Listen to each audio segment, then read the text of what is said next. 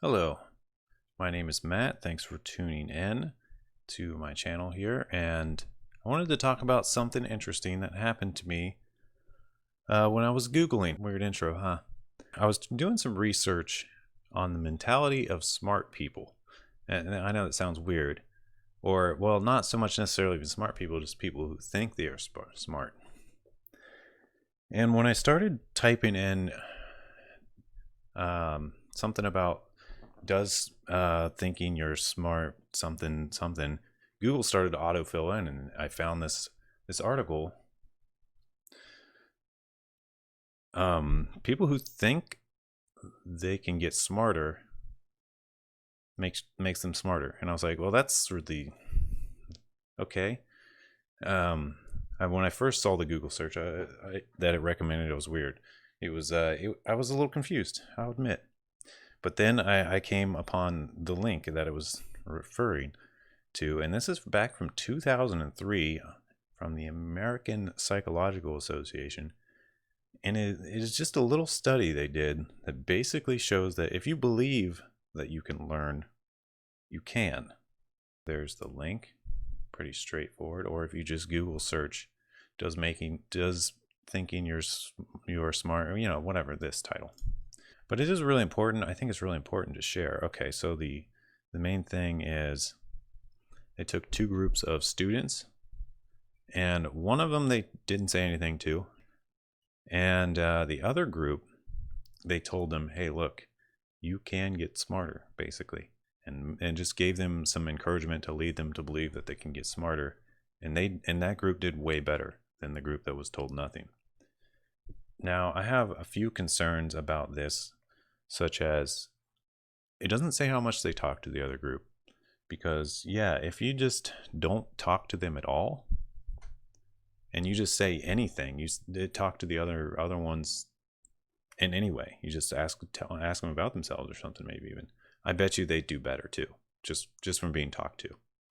So that's what I wonder about this that isn't really clear. It just says, hey, we told one group they could get smarter, and the others we didn't say anything to. The ones we told could get smarter got smarter. Well, what did they do to the other ones at all? Did they like give them the silent treatment, so to speak? It doesn't say, because I think that would make them less encouraged. I don't know, it's possible, but it's just not a very in-depth little thing here. There's some cited research. Looks like it gets into some racial things a little bit, but it is a pretty old article. Okay, so I'll just read this, what it says here from the findings, and of course, and don't forget to also smash the buttons to help out this channel. All right, let's read these findings. Can people get smarter? Are some racial or social groups smarter than others? Despite a lot of evidence to the contrary, many people believe that intelligence is fixed, and moreover, that some racial and social groups are inherently smarter than others. Merely evoking these stereotypes about the intellectual inferiority of these groups, such as women and blacks, is enough to harm the academic performance of members of these groups. Social psychologist Claude Steele and his collaborators, 2002, have called this phenomenon stereotype threat. Many believe that intelligence is fixed, and moreover that some racial and social groups are inherently smarter than others. Do people actually believe that?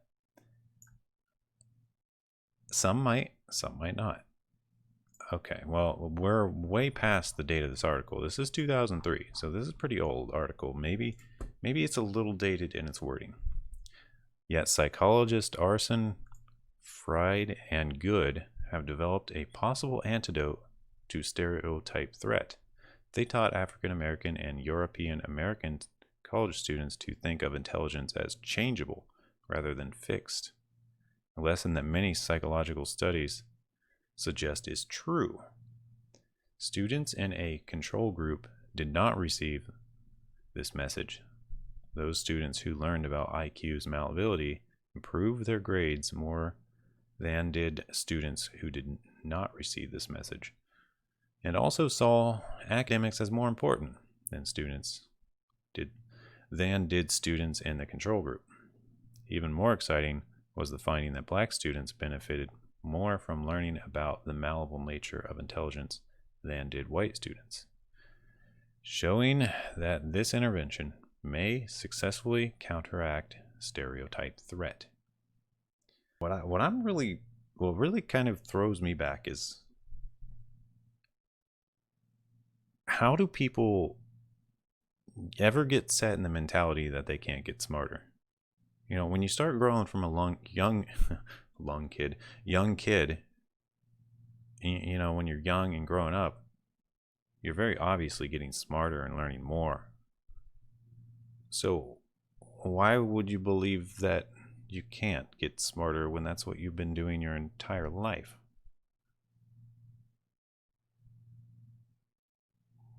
Where does anyone ever get the idea that they can't get smarter? That's where I get stuck. I can't figure out how someone would ever be in the situation where they think they can't get smarter. Given, you know, there's some scenarios, maybe there are some conditions, regressive conditions, that are, you know, not under your control.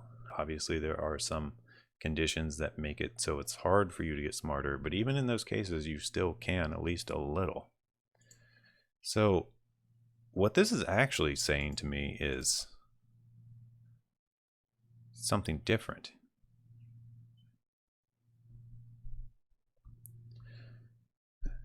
I think the only way someone grows up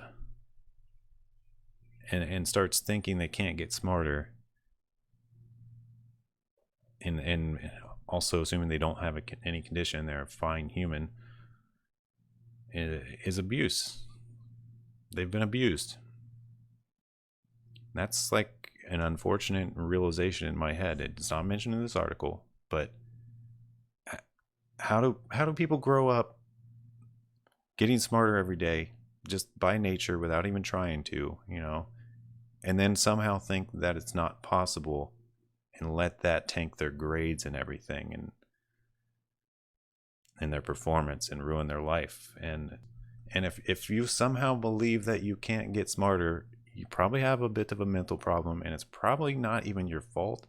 It's probably the fault of the people you're growing up around, maybe, or whoever's talking to you, whoever's saying things like "you're a little you're useless," you know, whoever that is, that's the person that is guilty of the said abuse. And this goes in many different directions. It's just a general. We live in a strange world, and I guess this is really relevant to all the riots and stuff. You know, all of that's all about mistreatment too. Is it just all coming to a head now? Is the world finally realizing, oh, we actually do have to be nice to each other? We can't just like shit on each other every day and expect everyone to get better for it. So countries, get along. For real. Like, stop abusing each other.